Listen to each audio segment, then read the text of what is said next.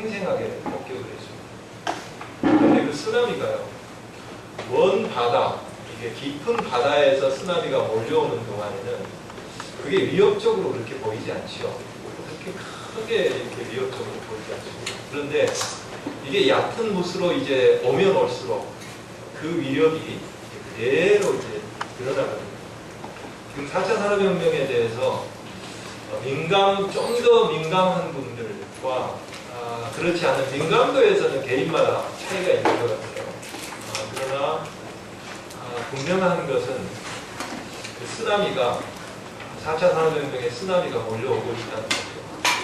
좀 민감도가 덜한 분들은 그게 좀 먼 바다에서 오는 그런 물결처럼 당장 우리에게 어떤 영향을 미치겠는가, 이건 아주 실감이 좀 덜 되는 그러한 방식으로 느끼시는 분도 계시고, 어떤 분들은 이게 지금 골든 타임이 있는데 쓰나미가 몰려왔을 때 그 워닝을 받고 바로 뭔가 대비할 수 있는 대피를 하는 대비를 하는 골든 타임이 있는데 그 골든 타임을 놓쳐서는 안 될 것 같은데, 이렇게 이제 상당히 심각하게 받아들이는 분도 있고요. 그래서 아마 그 편차들은 좀 다른 것 같아요. 그러나 이제 저 개인적으로 그동안 이쪽으로 좀 계속 그 스타디를 해오면서 느끼는 바는 우리가 먼 바다에서 오는 쓰나미 정도로만 봐가지고는 안 될 것 같다. 교회도 그런 측면에서 좀 대비를 해야 될 것 같다. 이런 생각을 하게 됩니다. 4차 산업혁명이라고 하는 것을 우리는 2016년 알파고와 이세돌 간의 대국을 통해서 처음에 이런 거야 하고 접했습니다. 그 해 1월에 세계경제포럼 다보스 포럼에서 클라우스 슈밥 박사가 그 포럼을 창설한 분인데요. 그분이 이제 4차 산업혁명이라고 하는 용어를 처음 썼어요. 그래서 뭔가 시대 변화를 구분을 하는데 지금 진행되고 있는 게 4차 산업혁명으로 뭔가 시대 구분을 해야 되는 거 아닌가. 이렇게 이제 4차 산업혁명이라는 용어를 썼고요.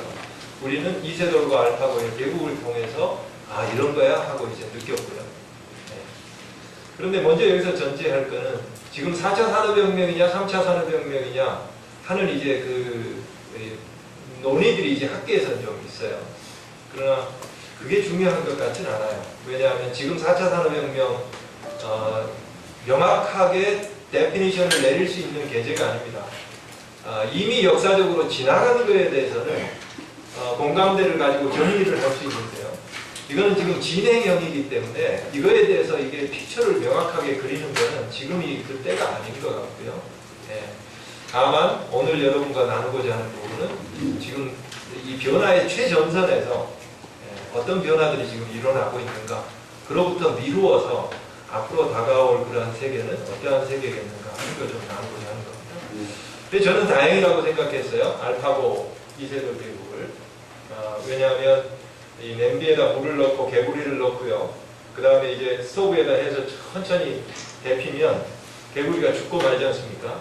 그런데 뜨거운 물에다가 개구리를 넣으면 녹아서 튀어나와서 산다고 그러잖아요. 마치 그런 효과가 우리 사회에 있었던 것 아닌가. 그래서 사실 세계적으로 우리나라처럼 이 4차 산업혁명의 담론이 사회 전체를 뜨겁게 달구는 사회는 사실 없다고 그래요. 그거는 아마 그런 알파고의 그런 보기에 따라서는 다행인 그런 그 이벤트가 아니었나 이런 생각을 하게 됩니다. 그때 이제 알파고 이세돌과 대국했던 알파고를 알파고 리로 이름을 붙였습니다.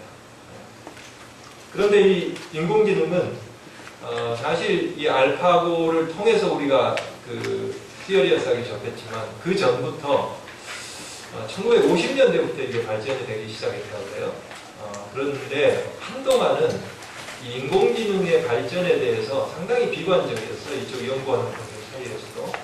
이게 중요한 이 스레시홀드를 넘어서지 못했습니다.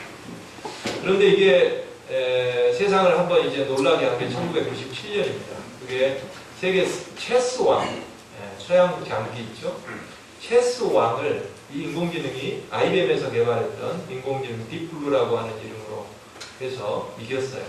그러면서 인공지능이 상당히 파워풀하다 하는 걸 이제 보여줬는데요. 그게 1997년입니다. 그로부터 14년 후인 2011년이에요. 이게 이제 미국에서 지하파디라고 하는 퀴즈 게임이 있습니다. 아주 상금도 많이 걸려있고 아주 유명한 퀴즈 게임인데요. 이 퀴즈 게임에서 가장 다승했던 사람과 결국은 대결을 해서 이 퀴즈 왕을 넘어섭니다. 이게 2011년입니다. 한 14년 기간이 걸렸죠. 그리고 나서 5년 후에 알파고와 이세돌의 대국이 있었던 거거든요.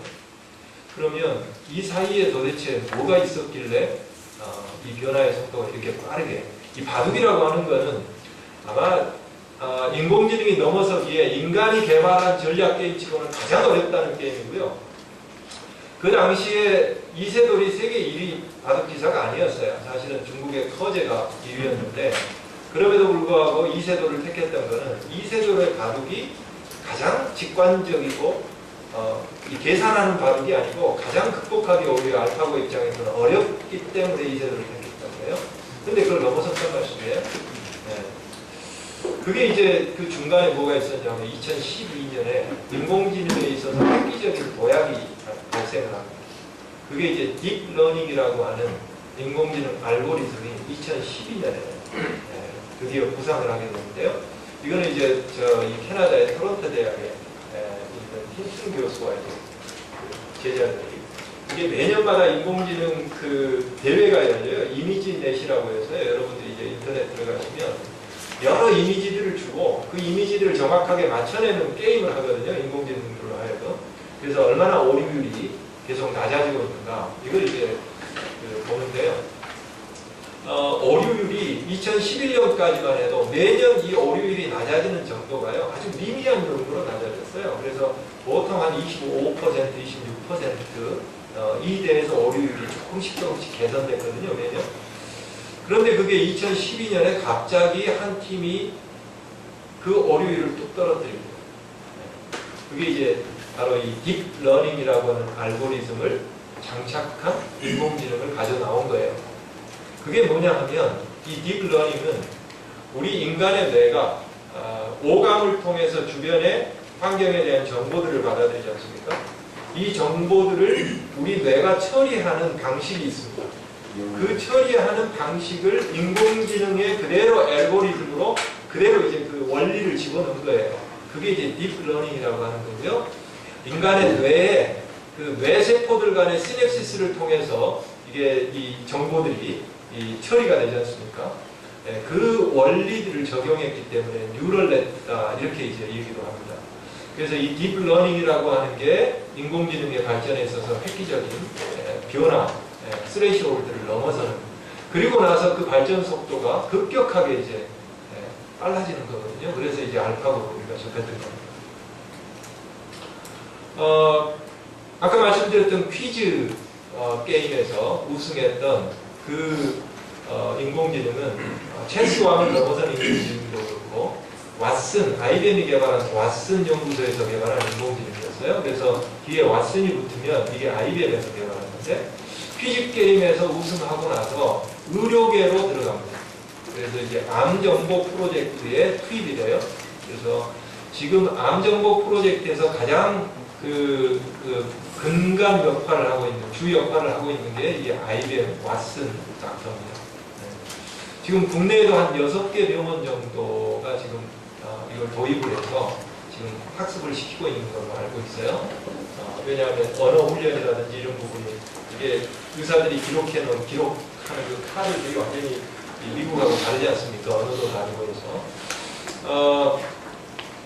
그래서 아마 이 부분은 그 암 쪽만이 아니고요. 의료계 쪽에 상당한 정도 이제 이 인공지능이 확산이 될 가능성이 높다. 이렇게 볼 수 있고요.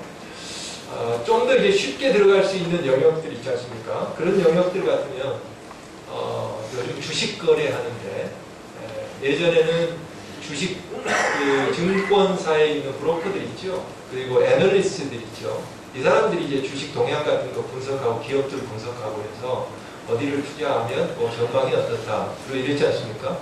그 영역은 요즘 거의 이제 이 로봇 어드바이스라고 해서 인공지능이 거의 이쪽에 지배를 하고 있습니다. 그래서 그쪽은 그런 분석에 기초한 쪽은 인공지능이 쉽게 이제 들어갈 수 있는 영역이거든요. 의료 쪽이 이제 들어갔죠.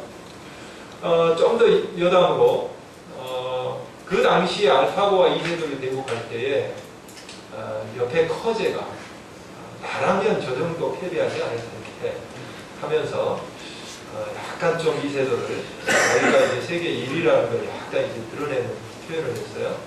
그래서 작년 초에 드디어 알파고와 커제가 대국을 합니다. 결과는 3대 0으로 알파고 승입니다. 그래서 그 알파고에 이름을 붙인 게 알파고 메스터입니다. 세계 1위하고 대국을 했다고 해서요. 그리고 그 커제 외에 중국에서 가장 바둑을 잘 둔다는 5명하고 1대5로 대국을 합니다. 그래서 알파고가 또 승리를 해요. 그래서 이 이벤트가 있고 나서 커제가 그런 표현을 했다고 그래요. 알파고는 바둑에 있어서 신의 경지이다. 이런 표현을 했다고. 도저히 인간이 이제 넘어설 수 없는 신의 경지 이렇게 표현을 했거든요. 그런데 작년 11월입니다. 불과 한 2개월 전이죠. 작년 12월 3개월쯤이네요. 11월 초에 또 하나의 알파고 버전이 나왔어요. 알파고 제로입니다. 저는 이제 이게 상당히 좀 또 다른 의미를 우리에게 준다 하고 생각을 하는데요. 왜 알파고 제로인가 하면 이 알파고 마스터하고 게임을 하는데 100점 100승이에요. 이 알파고 제로가. 그런데 의미가 있는 건 뭐냐면 여러분들이 이제 기사를 보셔서 아시겠지만 알파고 인공지능은 요즘 인공지능은요. 어떤 사람이 프로그래밍을 해서 이런 조건일 때는 이렇게 대응해라. 상대방 바둑이 이걸 두면 이렇게 대응해라. 프로그램을 짜주질 않습니다. 우리 뇌가 정보 처리하듯이요. 아주 기본적인 그 알고리즘만 프로그램에 집어넣어주면 거기에다가 이제 그동안 기보들 있죠. 사람들이 뒀던 기보들을 다 해서 자료를 주면 그 자료를 스스로 분석해서 학습하거든요. 이게 자가 학습하는 거거든요. 이 딥러닝 알고리즘에 기초한 인공지능은. 그래서 그동안 이제 이세돌과 대국할 때도 이세돌의 기보들을 이걸 가지고 학습을 시킨 거죠. 그걸 주고. 그 다음에 커제도 마찬가지고요. 그런데 이 알파고 제로에는 인간이 뒀던 기보를 전혀 주지 않았어요. 바둑의 룰만 알고리즘 속에 줬어요. 바둑의 룰만. 그리고 이제 스스로 자기와 동일한 알파고 제로끼리 바둑을 그 룰에 따라서 두게 한 겁니다. 그래서 거기서 데이터가 제너레이션 되면 그걸 가지고 계속 학습을 해가면서 또 계속 스스로 이제 학습하는 거예요. 그래서 3일 만에 알파고 리를 넘어섰고요. 21일 만에 알파고 마스터를 넘어섰어요. 이게요. 그리고 딱 넘어서고 나서부터는 100점 100승이에요. 알파고 마스터. 이게 말씀이죠. 알파고 마스터까지는 인간에 의존했어요. 어떤 의미에서? 인간이 뒀던 기보의 기초에서 학습했다는 면에서 인간에 의존했던 거죠. 근데 이 알파고 제로는 전혀 인간에 의존하지 않았던 거예요. 룰 가지고 스스로 데이터 만들어내고 그거 가지고 스스로 학습했어요. 그렇기 때문에 인간에 대한 의존성이라고 하는 걸 이제 벗어나는 또 하나의 스레시홀드 의미를 가지고 있지 않을까 이렇게 보거든요. 이런 게 이제 그 인공지능이요, 이 로봇하고 결합이 되면 이제 인공지능 로봇이 되겠죠. 이게 잘 될 수 있을지 한번 시도를 한번 해보겠습니다.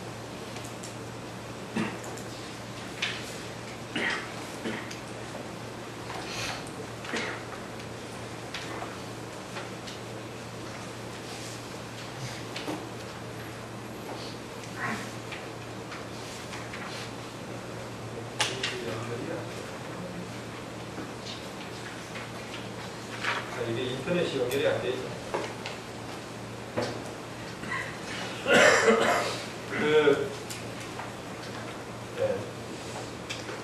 이게 지금 이 푸카라고 하는 거는 독일의 그 로봇 개발 회사입니다. 이 회사가 개발한 그 탁구 로봇이 있는데요. 이 탁구 로봇에 이 딥러닝 알고리즘 인공지능을 이제 결합을 시켜서 세계 1위인 탁구 선수하고 탁구를 치게 하는 거예요. 그런데 이제 그 탁구하는 걸 보면 거의 이 세계 1위 남자 선수인데요. 티모 보르라고 하는 선수인데 그 선수가 정상적으로 상대방 테이블 위로 공을 보냈거든요. 거의 그 볼 가지고는 이기지 못합니다. 이 푸카라고 하는 로봇이 다 받아내고 오히려 이제 상대방을 껐거든요. 사람이 점수 내는 거는 주로 어느 때 점수 내냐 하면 대부분 한 3가지 정도 경우에 점수를 내더라고요. 엣지볼, 네트볼, 그리고 이제 로봇 팔이 미치지 못하는 아주 세게 쳐서요.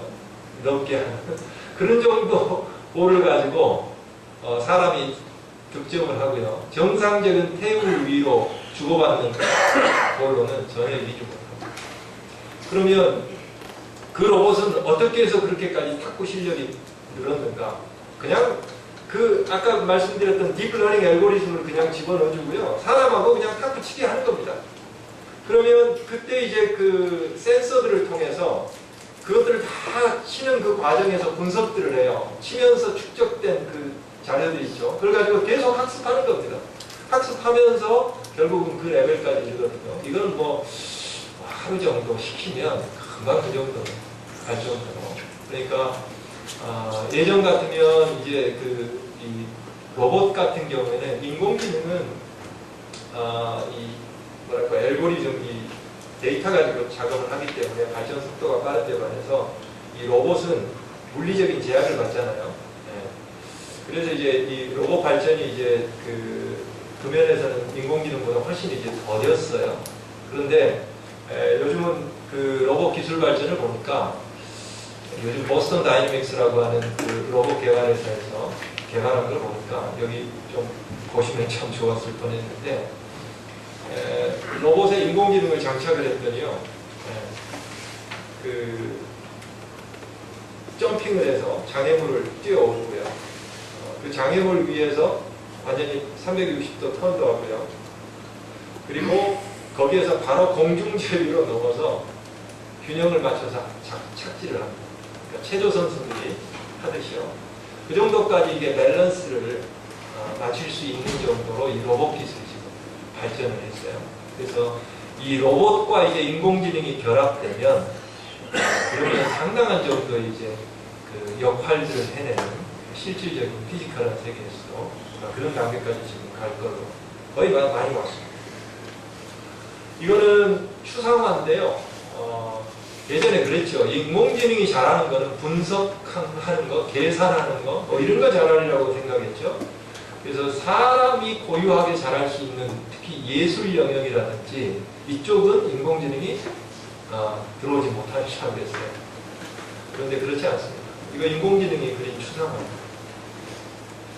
인공지능은 패턴 분석을 잘해요. 패턴 분석을. 그래서 사람은 직관에 의해서 그리지만 그 방식은 달라요. 그러나 결과물은 얼마든지 직관에 의해서 한 것과 유사한 그러한 결과물들을 패턴 분석에 기초해서 만들어낼 수 있어요. 요즘은 이제 올해 최근에 여러분 보셨을 겁니다. 저 라스베가스에서 매년마다 열리는 전자전기 제품 박람회 있죠. 그 박람회가 올해로서 아마 또 하나의 전환점을 아마 이뤘다는 기사들을 보셨을 거예요.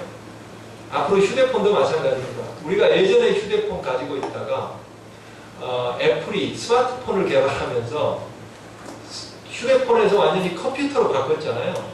그래서 지금은 컴퓨터 한 대씩 가지고 다니죠. 근데 이게 이 휴대폰이 지금 올해부터는 이 속에 인공지능 앱들이 장착이 돼요.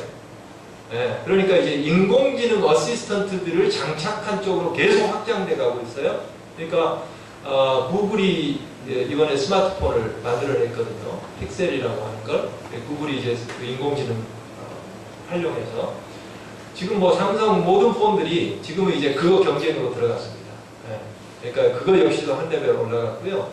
그 세계 전기전자 박람회에서도 이제는 인공지능을 장착해서 어떻게 기능을 레벨업 시키느냐, 이게 이제 올해 대세였다는 거죠. 그래서 TV에도 인공지능 장착된 TV, 자동차에도 인공지능 장착된 자율주행차 등등해서 앞으로는 계속해서 이 인공지능을 활용한 그러한 제품들, 서비스들이 아마 급속한 속도로 발전해 가리라. 이렇게 지금 예측해 볼 수 있어요. 이거는 인공지능이 그린 그림 전시회가 열린 겁니다. 실제로. 앞으로 아마 이런 전시회는 어렵지 않게 접할 수 있습니다. 어디까지 발전했나? 그리고 어디까지 발전할 것인가? 네, 인공지능 딥러닝 알고리즘으로 분석하고 정확하는 능력은 획기적으로 발전했고요. 이미지 인식 능력이 아까 말씀드렸듯이 사람의 오류 비율이 평균 5%라고 합니다. 그런데 2015년 기준 3.5%고요. 작년 기준 데이터를 보니까 2.6%까지 달라졌어요. 그러니까 사람보다 지금 훨씬 더 높은 수준까지 가 있는 거고요. 패턴 인식하여 변별하는 능력, 자가학습 능력. 그래서 특정한 뭐가 됐든 도메인, 영역이 정해져 있고 뭔가 규칙 안에서 이루어지는 바둑이라든지 뭐 이런 거 마찬가지 아닙니까? 이게 18 곱하기 18인가요? 바둑판이라고 하는 영역이 한정되어 있고 그 안에서 바둑의 룰이 있잖아요. 그 룰에 의해서 주어지잖아요. 어느 영역이든지 영역이 제한되어 있는 상황에서 룰 베이스로 돌아가는 부분은 아주 쉽게 대체가 이제 가능해집니다. 그래서 앞으로 어디까지 발전할 것인가 이에 대해서 이제 이 낙관적 전망과 비관적 전망이 같이 공존을 하는데요. 그러나 낙관적 전망, 비관적 전망의 공통 전망은 뭐냐면 인공지능의 수준이 급격한 속도로 발전할 거다 하는 것만큼은 공통입니다. 한번 보실까요? 레이 커즈와일이라고 하는 분은 구글의 인공지능 개발 디렉터, 총 디렉터를 맡고 있는 분이에요. 미래학자이기도 하고 2029년이면 사람과 똑같이 말하고 생각하고 감정까지 느끼는 존재가 탄생해서 인류와 인공지능이 협업하는 시대가 될 것이다. 이분은 이제 이쪽에 최전선에 있는 분이기 때문에 뒤에 이제 협업이라고 하는 걸 끼워서 상당히 이제 긍정적으로. 그러니까 지금 이런 거거든요.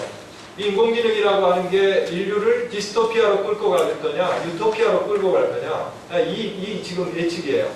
근데 이제 이런 사람은 그는 인간을 위해서 활용될 테니 유토피아로 끌고 갈 거다. 이런 거고요.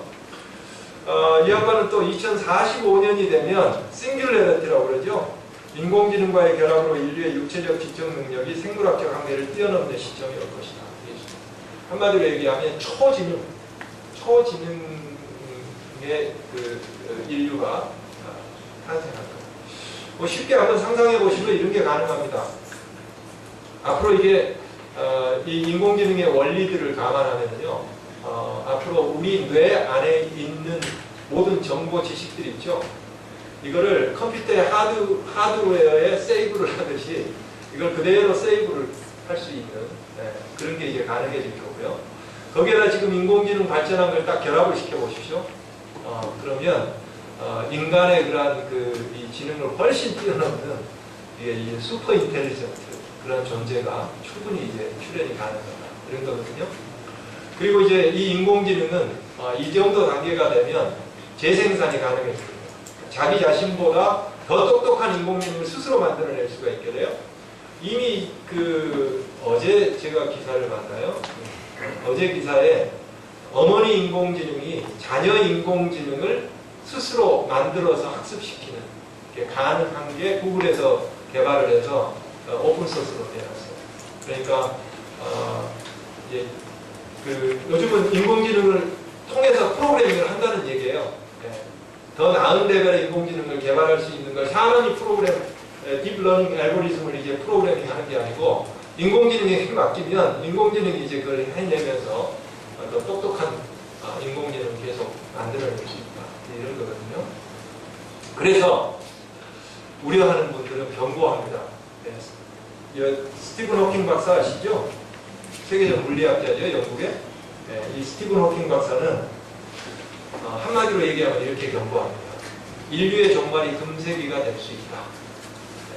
다른 이유가 아니고 이러한 인공지능 같은 거를 인류가 통제하지 못하고 해서 종말이 될 수 있다. 이렇게 지금 경고를 했어요. 작년 11월 초에 75회 생일을 맞아서 다시 한번 경고를 했어요. 이와 관련 우려하는 과학자들 예전에 모아가지고 성명서도 읽고 그랬는데 75회 생일 기념해서 앞으로 인공지능으로 나오게 되는 그러한 인공지능 로봇이라든지 이런 거는 새로운 생명체처럼 우리가 아마 보고 대응을 해야 될 거다. 이렇게 경고를 하고 있습니다. 그 다음에 일론 머스크라고 지금 세계적으로 가장 뛰어난 사업가입니다. 과학자이고 사업가인 그 테슬라라고 하는 전기자동차 들어보셨죠? 네, 그 전기자동차 그 회사가 설립했고요. 근데 이 양반은 그냥 전기자동차 만들어가지고 돈 벌겠다는 사업가가 아니에요. 이 양반은 자기가 인류의 문제를 해결하기 위해서 뭔가 비즈니스를 통해서 그걸 해결하겠다. 이런 차원에서 지금 접근하는 게 스케일이 아주 큽니다. 네.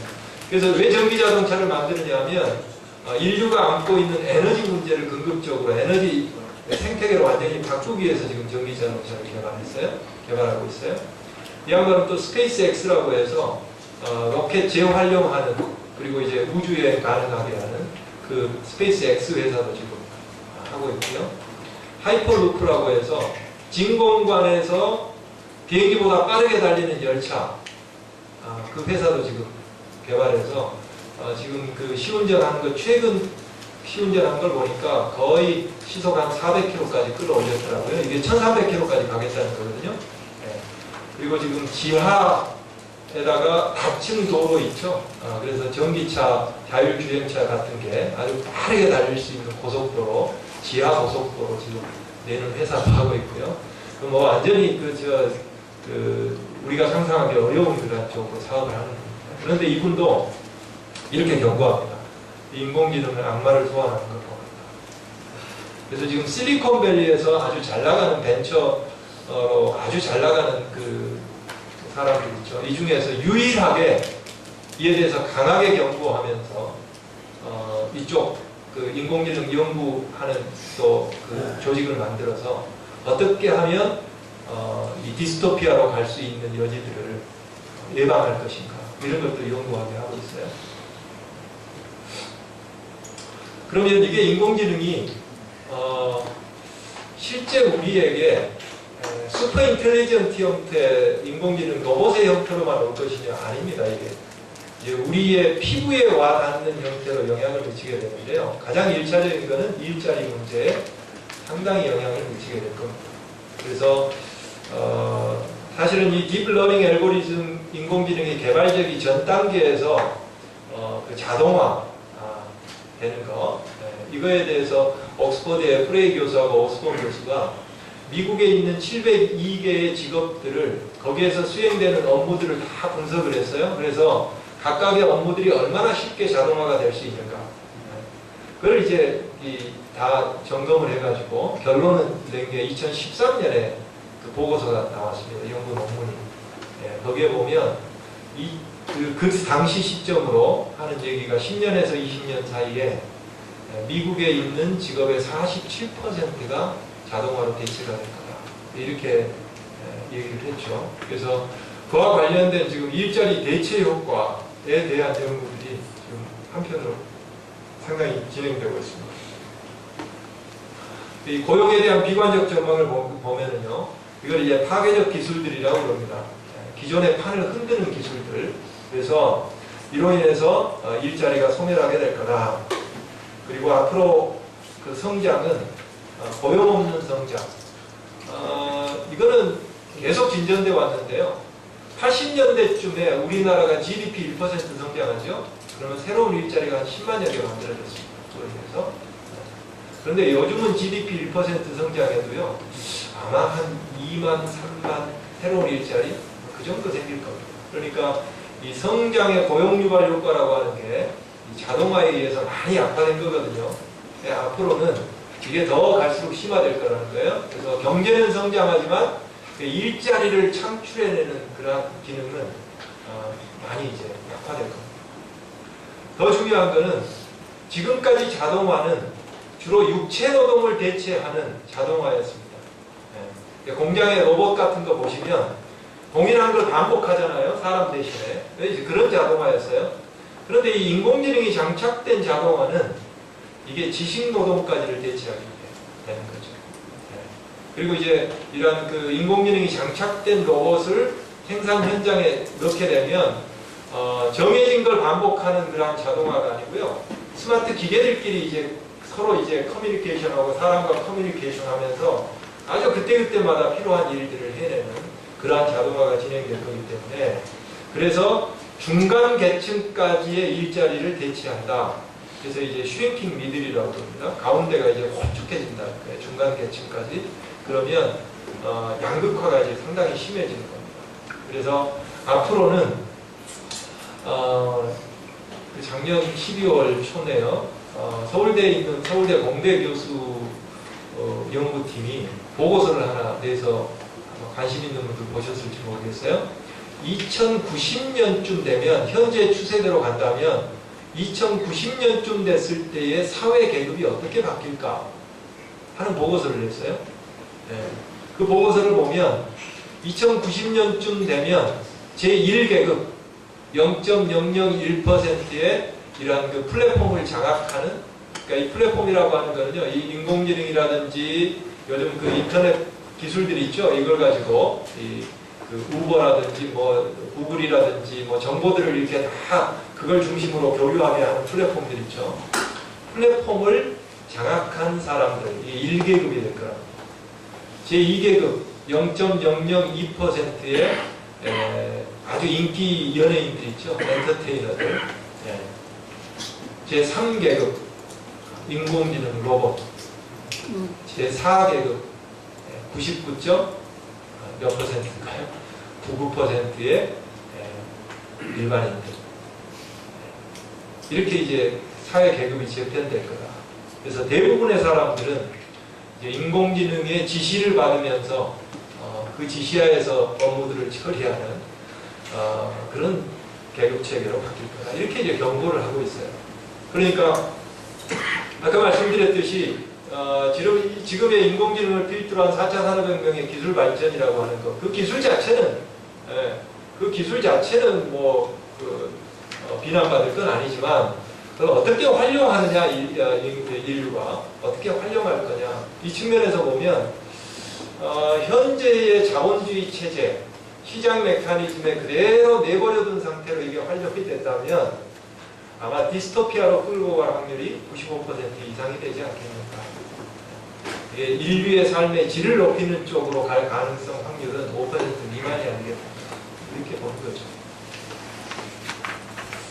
실제로 이제 미국의 MIT에 있는 브리니 올슨이라고 하는 교수가 미국 데이터를 가지고 실제 그 기술 변화에 의해서 고용이 어떻게 가는가 이에 대해서 이제 연구한 것을 간단하게 여기다 담아봤습니다. 이런 고용 불안에 대해서 일자리 대체에 대해서 반론들이 있습니다. 반론들이. 그건 뭐냐면 아니 우리가 1, 2차 산업혁명 다 겪어왔지 않느냐.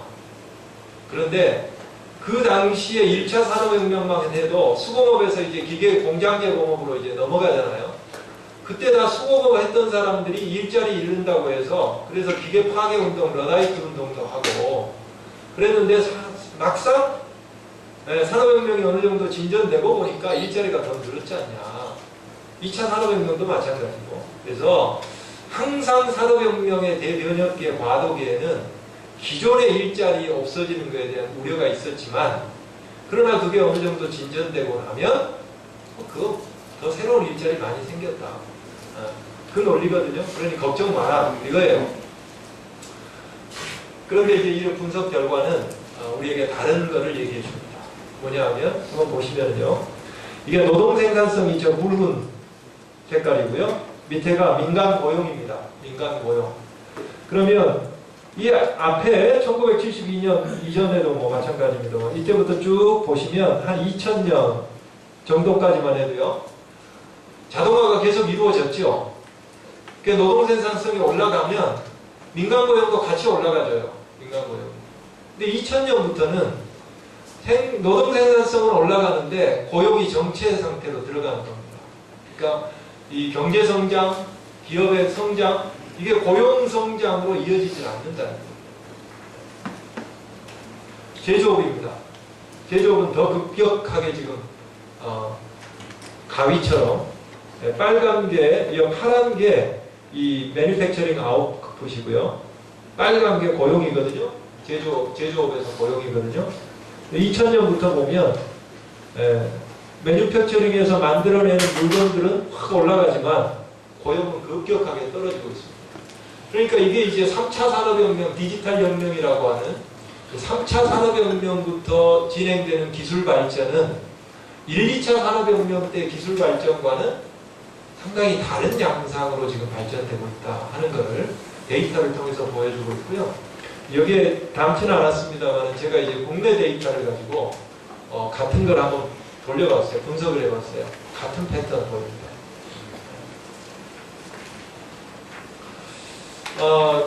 일자리가 어떻게 대체돼 가는가 하는 것을 가장 앞서서 상징적으로 보여준 회사가 아마존입니다. 미국의 아마존 아시죠? 이 아마존은요, 주문에서부터 물류센터, 배송, 그리고 요즘은 이제 오프라인 판매 편의점까지 완전히 무인 시스템을 지금 개발해서요. 그래서 여기는 요즘은 이제 인공지능 스피커 있죠? 그래서 이건 뭐 휴대폰으로 이거 쳐서 주문하지도 않습니다. 요즘은 말로 그냥 주문해요. 말로 주문하면 그 주문이 들어가면 지금 미국 곳곳에 이 아마존 창고 있죠. 물건들. 이 창고가 키바 로봇이라고 하는 거에서 다 관리가 되거든요. 그러면 여기에 진열대, 물건 있는 진열대를 주문이 들어오잖아요. 그러면 그 주문이 들어온 아이템이 있는 그 진열대를 키바 로봇이 가서 그걸 이제 들어 올려서 이 패킹하는 사람에게 그대로 가져다 줍니다.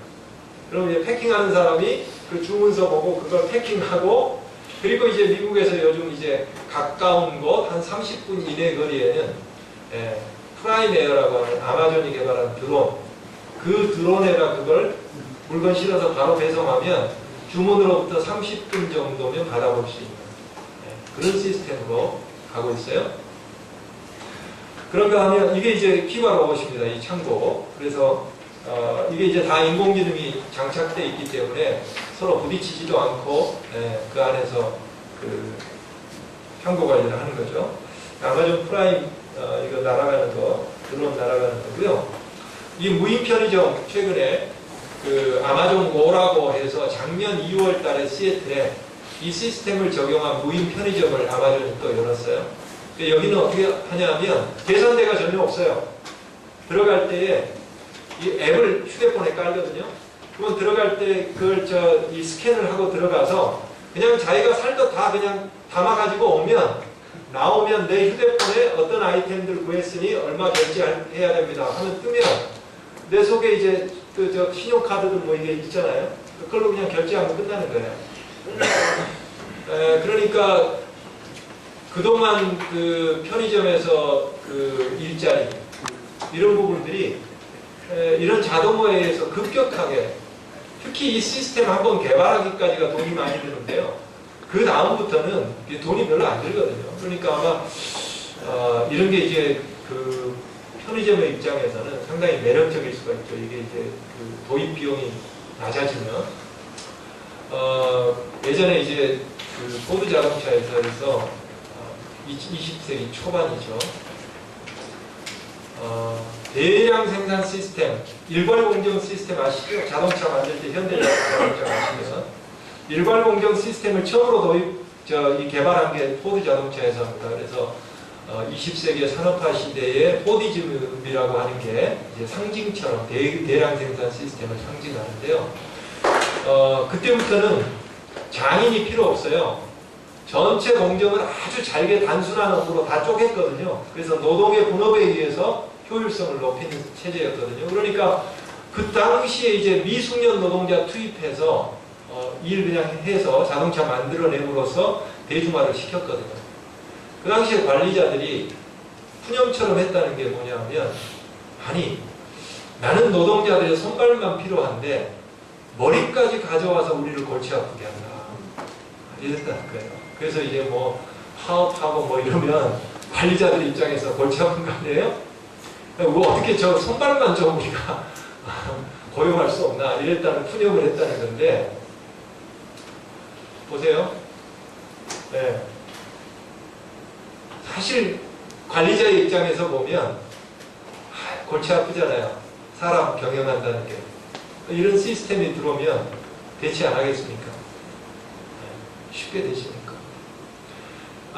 우리 사회 문제가 지금 최저임금 문제, 양극화 해소하기 위해서 최저임금 올리고 그러잖아요. 사회적으로 상당히 중요한 이슈입니다. 그런데 이 지금 기술 발전과 맞물려서 보면 이게 참 쉽지 않은 문제가 가고 있어요. 최저임금이 생산성 향상으로 올려서 계속해서 최저임금을 올려야 되는 상황인데, 다른 한편으로 이런 무인 기술이 계속 도입이 됨으로써 어지간하게 임금 올리면 그냥 우리는 이게 대체하겠다 뭐 이러는 거 아니에요. 그러니까 사회적으로 어떻게 이제 제도화를 통해서 이런 문제를 풀어가느냐, 이게 이제 상당히 사회적으로 중요한 이슈죠. 그뿐이 아닙니다. 제레미 리프킨이라고 하는 그 학자는 앞으로는 고용사회, 그동안 우리가 살아왔던 고용사회, 이거는 2차 산업혁명의 산물입니다. 고용사회는 앞으로 폐조한다. 그래서 고용사회 정원, 이렇게 표현을 합니다. 지금까지는 고용이라고 하는 게 경제순환에 있어서 아주 중요한 역할을 했죠. 그래서 우리가 일자리에서 일하면 그걸로 이제 임금 받고 그걸 가지고 소비함으로써 또 생산이 유발되고 해서 경제가 순환하는 거 아니겠습니까? 그게 고용사회죠. 근데 아까 보셨지만 무인 시스템이 그걸 대체하잖아요. 뿐만 아니고 요즘은 고용을 하더라도 지금과 같이 회사에서 채용을 해서 일을 처리하는 고용관계가 아니고요. 아예 플랫폼을 베이스로 해서 일을 처리하는, 일거리 처리하는 인스턴트 고용, 이건 고용관계도 아닙니다. 이런 시스템이 지금 확산되고 있어요. 이거 역시도 아마존이 초기에 지금 2007년부터 개발해서 지금 쓰고 있는데요. 여기에는 회사에서 사무직 같은데 일 처리할 거 있죠. 그러면 개인이 처리하기 쉬운 단위로 일을 쪼개거든요. 지금 사실 많이 쪼개져 있어요. 2차 산업혁명 시대에. 그러면 일 처리할 거 있으면 여기다 올리라는 거예요. 여러분도 여기 가입하실 수 있어요. 회사가 여기 올리면 거기에 올라온 일거리를 여기 개인이 가입해 있는 세계 각국의 사람이 다 가입해 있죠. 그 중에 거기서 자기가 처리할 수 있는 걸 따오는 거예요. 그리고 이제 바로 거기서 처리해주고 건당 몇 센트에서 그냥 일을 처리해버려요. 고용관계 안 가죠. 그냥 일거리 있으면 플랫폼상에서 처리합니다.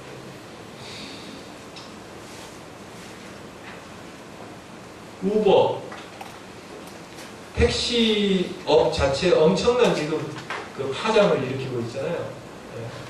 미국 가서 한번 이용해 보니까요. 택시 요금이 한 반 정도면 타고 가네요. 그러니까 굳이 택시 이용 안 해요. 그냥 이 우버라고 하는 플랫폼에 가입을 해서요. 내가 어디에서 어디까지 가겠다고 하면 내 주위에 우버에 등록되어 있는 차가 어디에 있는지 쫙 나온다고요. 거기서 이제 부르면 가까이 있는 게 바로 와요. 완전히 플랫폼으로 해서 그냥 끝나는 거예요. 택시 기사를 고용해서 택시업을 한다, 고용관계를 맺어서? 아니요. 이게 단순한 업무만 그렇게 하냐 하면 그렇지 않아요. 캐글이라고 하는 플랫폼 회사인데요. 이거는 이제 작년에 구글에서 인수를 해서 M&A를 해갔는데, 이거는 어떤 거냐면요. 요즘 데이터 사이언티스트들 있죠. 이런 이 프로그래밍하고 이 회사의 솔루션들, 이런 분들이 요즘 몸값이 귀해요. 네? 네. 뭐 인공지능 알고리즘 개발하고 뭐 하는데 아주 귀한 거. 근데 여기 이 플랫폼은 뭐 하냐면요. 회사들에서 그러한 데이터 사이언티스트들이 해야 될 일거리 있으면 여기에다가 상금을 붙여서 올리라는 거예요. 그러면 여기에 작년 그 중반 정도 기준으로 세계 각국의 데이터 사이언티스트들이라고 관심 있어 하는 사람 60만 명 이상이 가입해 있어요. 뭐 지금은 훨씬 넘을 겁니다. 거기에 올라온 일거리를 팀을 구성해서 그걸 해서 데드라인까지 해서 그 솔루션을 제출을 하잖아요. 그러면 그 클라이언트사에서 가장 좋은 걸 솔루션 가져가고 상금 주는 거예요. 그러면서 해결하는 거예요. 그러니까 몸값 높은 분들 굳이 채용하지 않고도 여기서 내놓으라 하는 그런 데이터 사이언스를 활용해서 그냥 처리하는 거예요. 요즘도 계속 올라오는데요. 네, 종종 들어가 보는데 예를 들면 이런 거예요. 병원에서 그 엑스레이 같은 거 찍잖아요. 그러면 질병 판독 진단 같은 거 할 때 엑스레이 찍었는데 폐 사진을 쭉 찍었는데 이게 암일지 아닐지 암으로 진전될지 안 될지 모르잖아요. 이미 암인 상태에서는 뭐 진단이 가능하다 하더라도 뭔가 이게 사전에 진단해낼 수 있을까 그러잖아요. 그러면 그 병원에서 이런 걸 과제로 올렸어요. 예전에 이게 이미 나왔어요. 예, 그러면 그동안의 환자 기록들 있죠. 그걸 이제 그 개별 인식할 수 있는 정보 다 떼고요. 그동안 찍었던 사진들, 엑스레이 사진 뭐 등등해서 그래서 거기다 올립니다. 그리고 이 사진을, 이러한 사진들을 보고 이 환자가 1년 후에 암으로 진전될지 안 될지 예측하는 모델을 좀 개발해달라. 이래서 상금 붙여요. 예, 그러면 이제 데이터 사이언티스트들하고 의사들이 같이 팀을 구성해서 그래서 솔루션을 올리면 채택된 거 상금 받고. 그래서 요즘은 이쪽에 이제 데이터 가지고 노는 사람들은 자기 직장 외에도 부업으로 이쪽으로 많이 이런 프로젝트를 하거든요. 그러니까 업무를 이런 식으로 그냥 플랫폼상에서 해결해 버리기 때문에 이게 골치 아프게 고용 안 하는 거예요.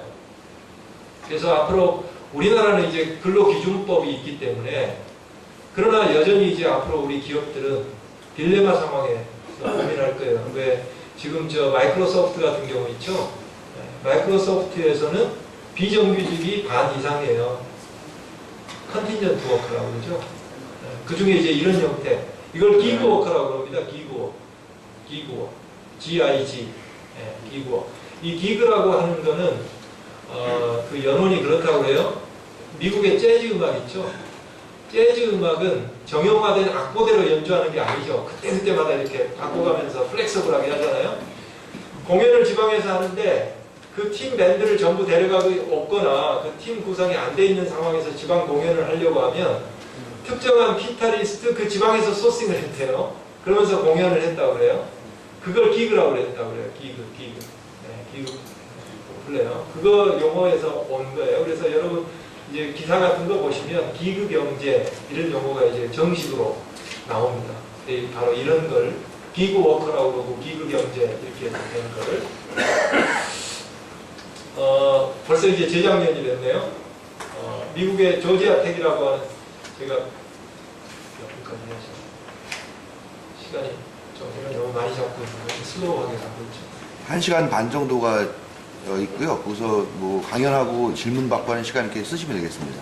아, 그래. 그러면 저 지금 기준으로 보면 앞으로 한 15분. 예, 강연 한 47분 정도 하셨습니다. 50분 정도 하셨습니다. 1시간 반까지 강연을 하고 질문을 하고요. 1시간 반 동안에 다 강연 및 질문이요. 좀 섞어내겠습니다.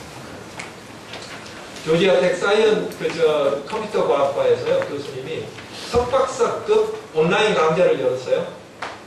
그러면 교수님은 보통 강의하고 과제 내주고 과제 풀 때 학생이 모르면 TA에게 질문을 하면서 이제 배워가잖아요.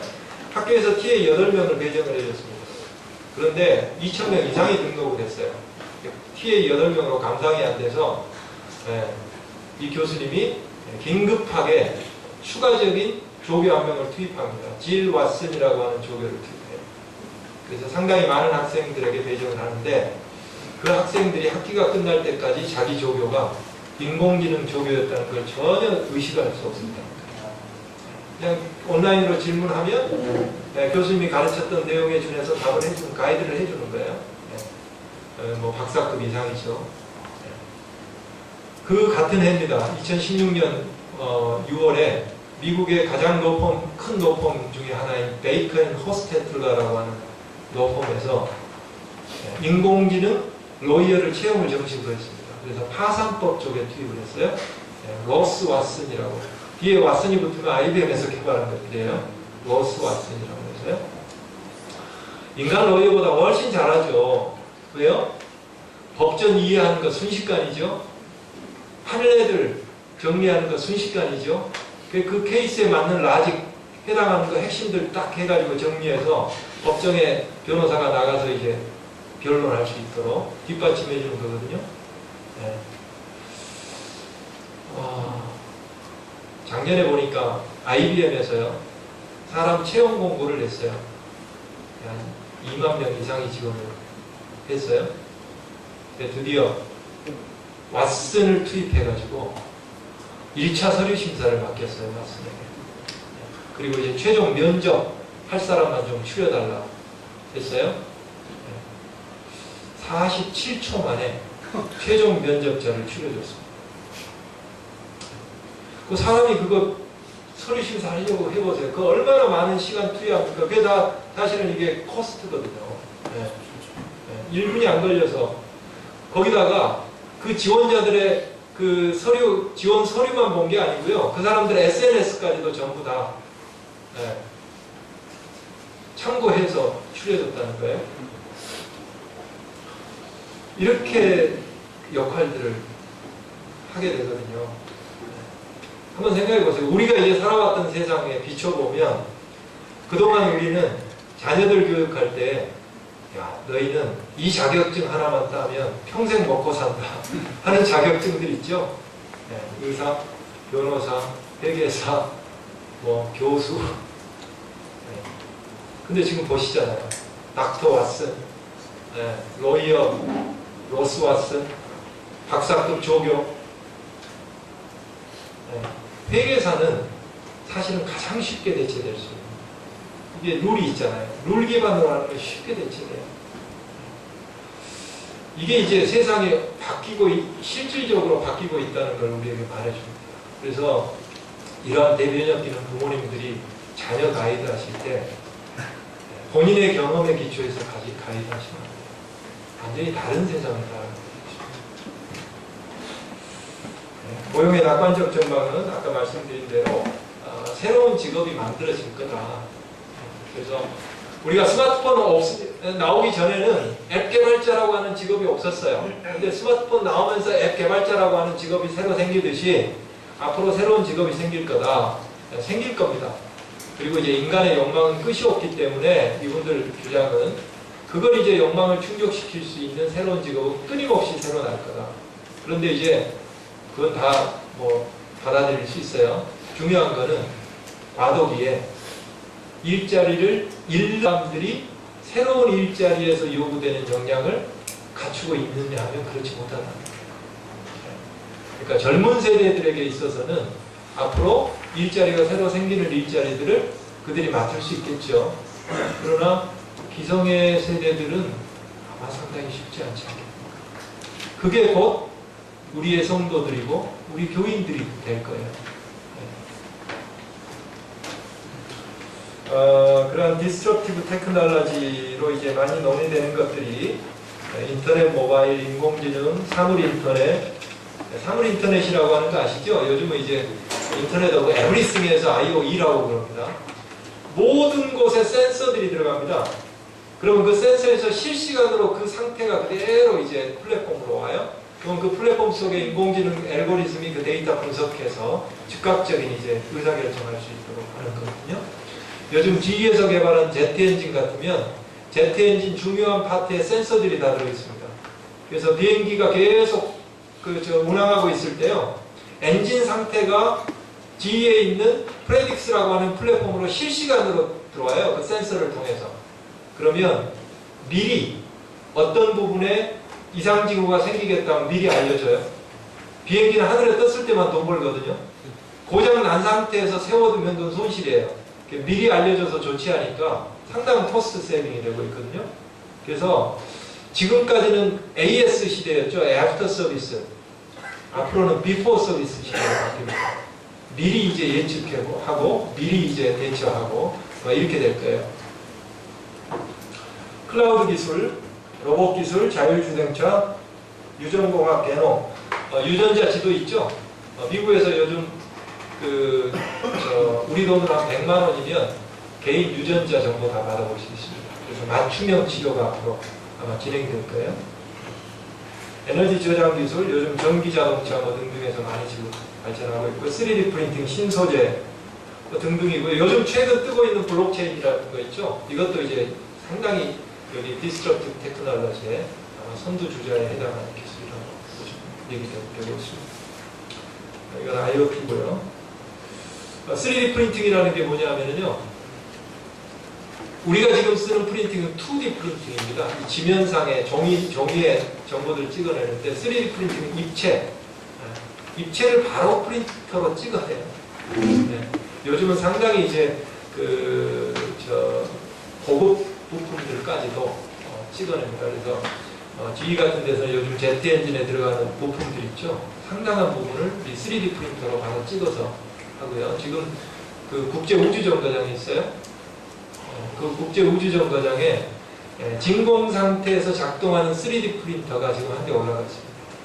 예전 같으면 거기에 부품이 고장나면 로켓을 통해서 쏘아 올렸어야 돼요. 비용이 많이 들죠? 지금 바로 거기서 이제 바로 찍어내서 바로 수리하고 되어 있죠. 그러니까 요즘은 집도 찍어냅니다. 시멘트를 집어넣어서 시멘트가 3D 프린터에 의해서 집이 나와요. 제트 엔진도 지금 시제품으로 3D 프린터로 찍어내고요. 자율자동차 이것도 지금 상당히 예측보다 빠르게 지금 우리 앞으로 다가오는 것 같아요.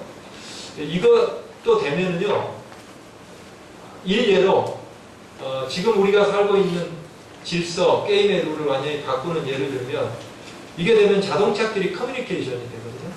사고율이 확 떨어질 겁니다. 아마 사람 운전자하고 같이 있을 때는 사람의 오류 때문에 사고가 날 수 있는데 자율자동차로만 돼 있다. 그러면 거의 사고 없을 겁니다. 그러면 자동차 보험회사 없어져요. 그거는 사고가 많이 나야 서바이벌이 되는 법 아닙니까? 또 요즘 그 차량 공유 서비스 있죠? 차량 공유 서비스가 보편화되면은요, 신차 구매 수요가 급격하게 줄어들 겁니다. 이미 줄어들고 있어요. 그래서 이제 현대자동차, 사드 때문에 상당히 어려웠지만 그게 문제가 아니고요. 전체적으로 오토메이커들의 신차 구매 줄어들 겁니다. 생각해보세요. 여러분들 차량 가지고 계시는데 하루 24시간 중에 몇 시간 정도 이용하세요? 평균. 그래서 목사님들은 좀 많이 이용하시는 편이에요. 일반인들은 10% 이용 못합니다. 그러면 단순 계산으로 10% 이용한다고 치고요. 나머지 90% 놀리는 시간을 그걸 활용한다고 생각해 보세요. 공유 서비스를 통해서. 그러면 지금의 차량의 10분의 1만 있어도 교통수요 충족할 수 있다는 얘기예요. 그러니까 앞으로 이제 스마트 시티 이런 거 되잖아요. 그리고 차량 공유 서비스 보편화되고 자율주행차 보편화되고 이러죠. 지금 8차선 도로 트래픽잼 그런 면에서는 이건 앞으로 상당히 없어질 거예요. 그런 부분이 이제 새로운 도시 생태계로 아마 변모가 돼요. 그처럼 지금 우리가 살아왔던 틀이 근본적으로 지금 변화되는 그러한 그 출발점, 뭐랄까요? 그 초기 단계에 있다. 이렇게 볼 수 있습니다. 두바이에서는 무인 드론을 지금 택시로 활용하는 것을 원래 작년을 목표로 세웠는데 작년까지 이루지는 못했고 아마 올해부터 되지 않을까 싶어요. 4차 산업혁명의 최전선에서 일어나는 것들에 대해서 조금 이렇게 이제 그려봤는데, 그렇다면 이 본질이 무엇인가, 4차 산업혁명 본질이 하는 걸 간단하게 좀 설명을 드립니다. 1차, 2차 산업혁명 다 아까 말씀드렸습니다. 이거는 아톰의 세계라고 그럽니다. 왜냐하면 물리적인 세계에서의 혁명이거든요. 물리적인 세계에서 어떻게 효율성을 높이느냐. 그런데 3차 산업혁명부터는 비트의 세계에서의 혁명입니다. 이거는 디지털 정보 있죠. 비트라고 하는 거는 지금 컴퓨터라든지 이거 우리가 컴퓨터로 데이터 입력하면은요, 우리 눈에 보이는 거에 우리 글자로 보이지만 사실 컴퓨터에는 0과 1이라고 하는 숫자의 조합으로 모든 정보가 다 저장이 됩니다. 그게 아주 처리하기가 가볍고요. 저장하는데 돈 별로 안 들고요. 분석하는데 좋고요. 전송하는데 돈 거의 안 들고요. 그래서 거기서부터 이제 디지털 혁명이라고 하는 이유가 바로 그겁니다. 그래서 그동안 컴퓨터를 필두로 해서 많은 디지털 디바이스들이 개발이 됐잖아요. 요즘은 카메라도 다 디지털 아닙니까? 그 얘기는 그동안 이 물리적인 현실 세계에 있던 모든 정보와 지식들을 전부 디지털 정보로 전환을 시켜온 거예요. 그 디지털 디바이스를 통해서. 그래서 요즘은 우리 학자들도 도서관 안 가죠. 네, 그동안 축적된 논문들 다 디지털화 돼 있는 그러니까 쉽게 다운받아서 볼 수 있잖아요. 네. 그래서 4차 산업혁명 본질을 제 나름대로 이렇게 그림으로 표현해봤습니다. 물리적인 현실 세계, 오프라인 세계라고 그러죠. 여기에 모든 정보와 지식들을 디지털 정보화 시켰어요. 그 디지털 정보로 구성된 세상을 우리는 사이버 세계, 디지털 가상 세계라고 얘기를 합니다. 거기에 이제 정보가 계속 쌓여왔고요. 앞으로 IoT가 되면은요, 이 정보는 기하급수적인 속도로 늘어나게 되어 있습니다. 네. 빅데이터입니다. 빅데이터. 그래서 이 빅데이터를 21세기의 새로운 석유자원이라고 하는 이유는 이 정보, 지식 속에 엄청난 가치 있는 것들이 숨어 있는 거예요. 고객들이 크레딧 카드 쓰는 거 있죠? 그게 다 디지털 정보로 저장돼 있잖아요. 그러면 구매자들, 소비자들의 수요 패턴이 어떤가, 구매 패턴이 어떤가 하는 게 다 그 속에 들어있는 거예요. 그래서 이제 데이터 사이언티스트들이 요즘 각광을 받는 이유가 거기에서 가치 있는 거를 뭔가 풀어내는 그 분석할 수 있는 것들을 좀 개발하는 데 전면에 있기 때문에 몸값이 높거든요.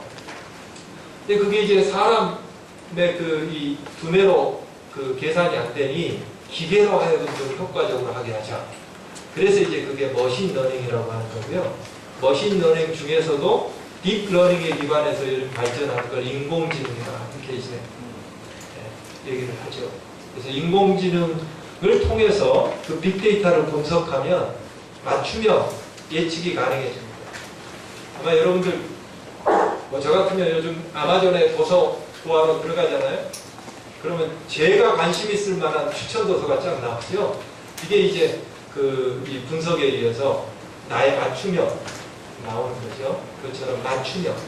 그래서 지금까지 2차 산업혁명은 표준화된 제품의 대량 생산 체계였다면 4차 산업혁명 시대는 맞춤형, 개인 맞춤형입니다. 개인 맞춤형 대량 생산 체계가 가능해졌습니다. 그리고 앞으로 3D 프린터가 보편화되면 이렇게 될 겁니다. 내가 필요한 거를 그 3D 프린터 헤드쿼터 있죠? 디자인하고 하는 사람들이 있는 쪽에, 설계사들이 있는 쪽에, 그쪽에 내가 주문을 하면 그 사람들이 내가 주문에 맞는 것대로 3D 설계를 할 겁니다. 그리고 이제 3D 프린터가 있는 센터를, 시장이 있는, 고객들이 있는 곳 각 곳에 이제 세울 거예요.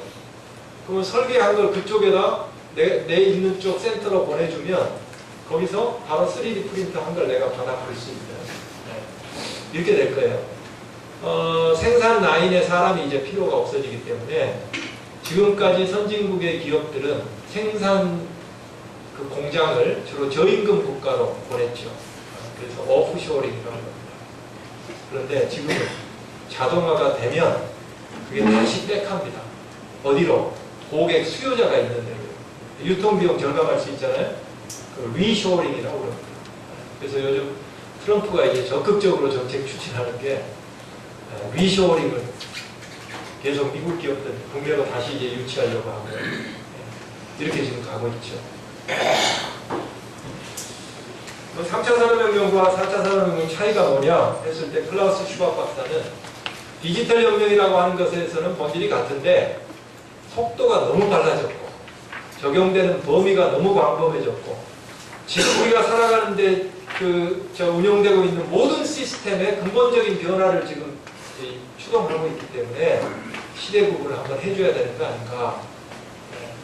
그냥 학술적인 의미의 시대구분보다는요, 우리가 뭔가 패러다임 시프트를 해야 되는 거 아닌가 하는 차원에서 아마 이렇게 4차 산업혁명으로 명명한 걸로 이해하고 있습니다. 그래서 앞으로는 생산 양식이 근본적으로 바뀌게 될 거다 하는 거고요. 그래서 요즘 나타나는 걸 보니까 어떤 형태의 변화들이 나타나느냐 보니까 경계 파괴와 융합이 급속도로 일어나고 있습니다.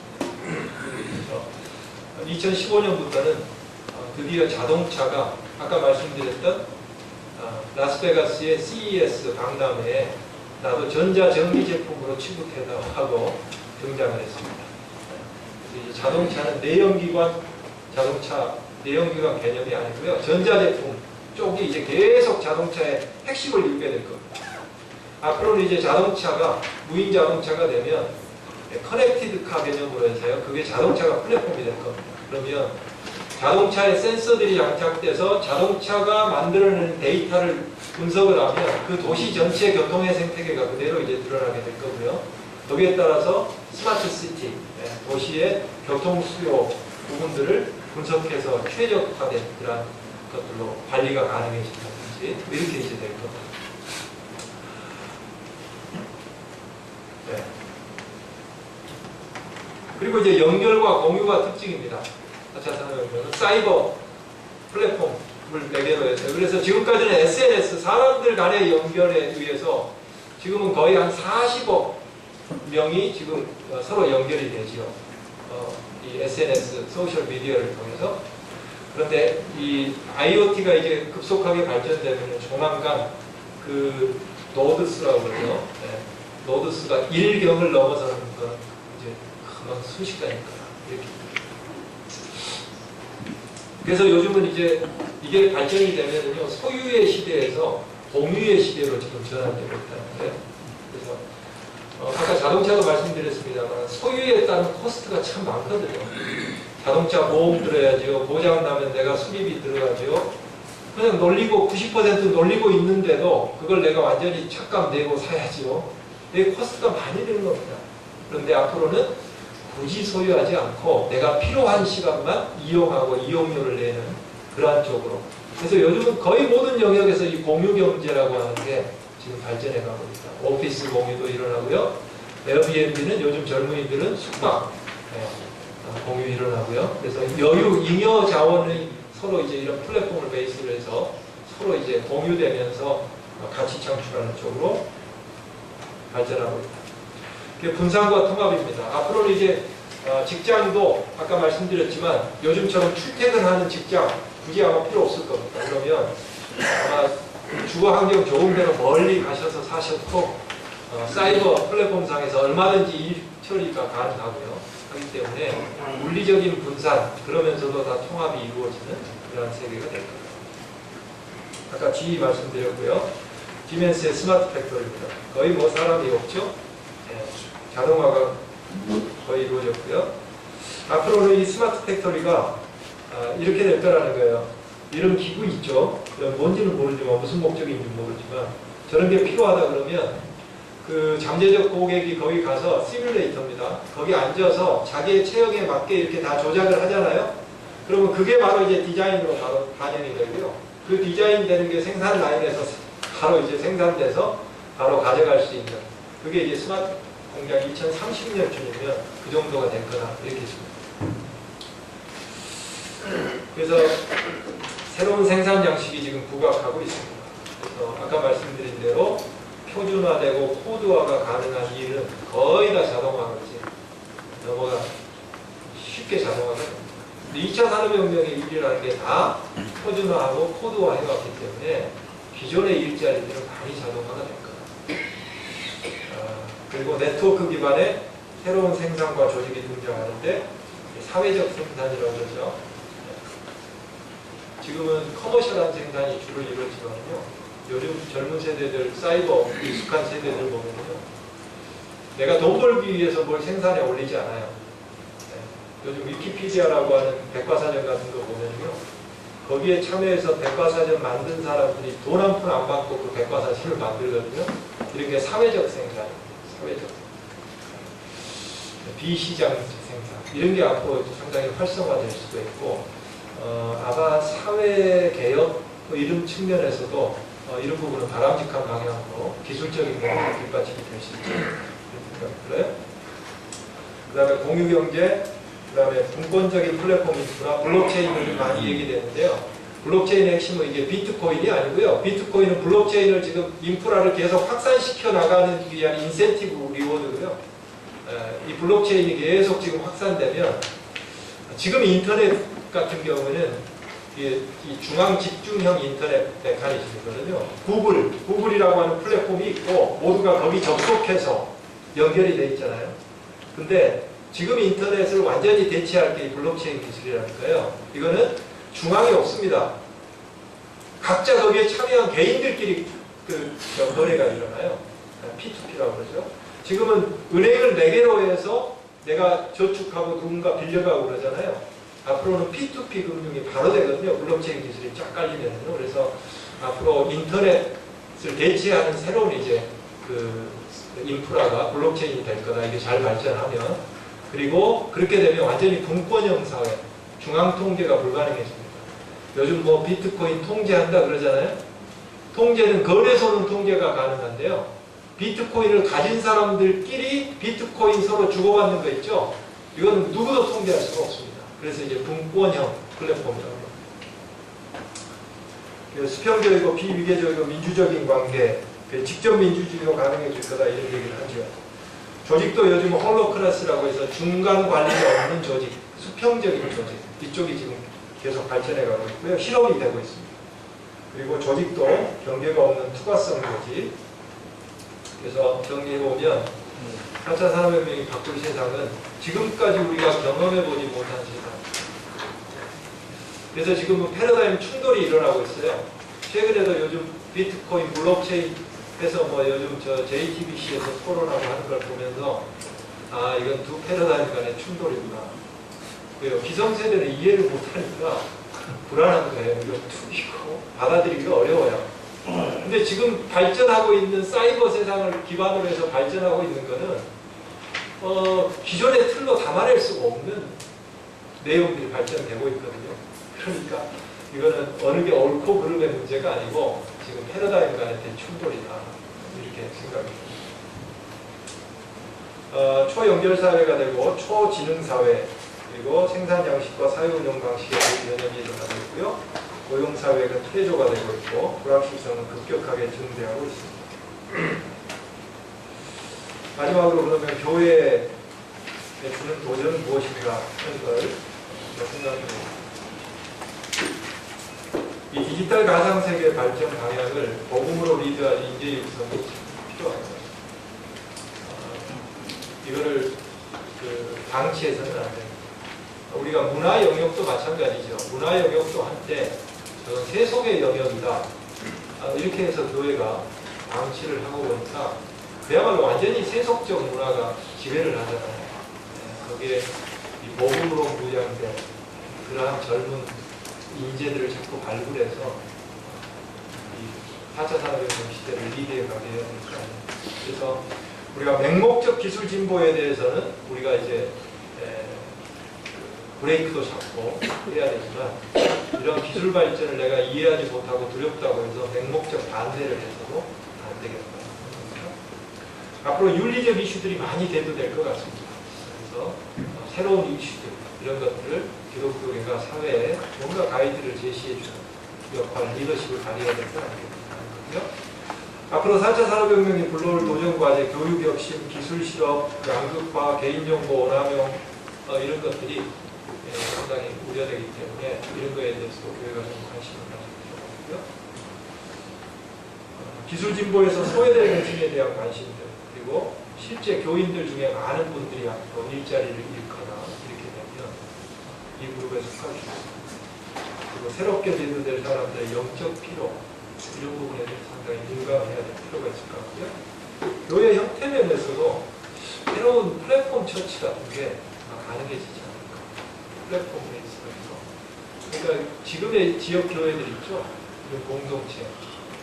고민하셔야 될 부분은 말씀 중심이 이게 우리 개신교의 특징이다 보니까 말씀 중심의 강조점만 두다 보면 그거는 인터넷상에 통해서 얼마든지 플랫폼 처치가 가능하거든요. 말씀 좋은 분들. 그러니까 이 지역교회 공동체 속에서 그 말씀만이 아니고 뭔가 이 구성원들의 영적 필요를 채워줄 수 있는 이게 있어야 이제 교회가 계속해서 젊은 세대들로 대가 이어질 수 있는데 그 고민들이 필요할 것 같아요. 요즘 젊은 세대는요. 사이버 세계에서 사는 게 훨씬 편해합니다. 물리적인 세계에서 관계 맺고 복잡하고 이런 것보다 앞으로 신학적 도전도 꽤 있을 것 같아요. 그래서 과학, 기술, 신학 이런 거 좀 필요한 게 아닐까 싶어요. 왜요? 뇌과학 발전 보면은요 거의 신의 영역을 넘어서는 것과 같은 이러한 기술 발전, 과학 발전이 있거든요. 이런 것들을 어떻게 할 것인가, 어떻게 이해하고 받아들이고 어느 선으로 받아들일 것인가 사실 젊은 세대들에게 있어서 이런 인공지능의 발전, 예전에는 과학으로 설명되지 않은 영역의 기초에서 하나님이 주권이 초자연적인 능력이 그걸 통해서 이제 뭔가 우리의 하나님의 존재를 증명해내는 것처럼 신앙의 근거를 많이 삼았는데 이런 많은 영역들이 과학 발전에 의해서 갈수록 좋아지고 있어요.